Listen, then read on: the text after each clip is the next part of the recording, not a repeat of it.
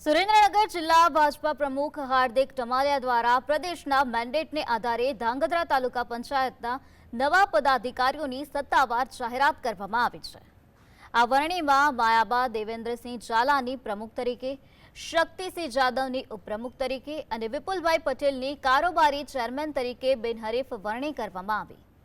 આ નિમણૂક સાથે જ કોટ ગામના રાજકીય દબદબો ફરી એકવાર ચર્ચાનો વિષય બન્યો છે। માયાબા દેવેન્દ્રસિંહ ઝાલાના પરિવારની લાંબુ રાજકીય વારસો છે, જેમાં તેમના સાસુ જિલ્લા પંચાયતમાં બાંધકામ સમિતિના ચેરમેન રહી ચૂક્યા છે, તો દિયર કુલદીપસિંહ ઝાલા ધાંગધ્રા નગરપાલિકાના પ્રમુખ હતા અને તેમના સસરા પણ જિલ્લા પંચાયતમાં મહત્વના હોદ્દા પર હતા।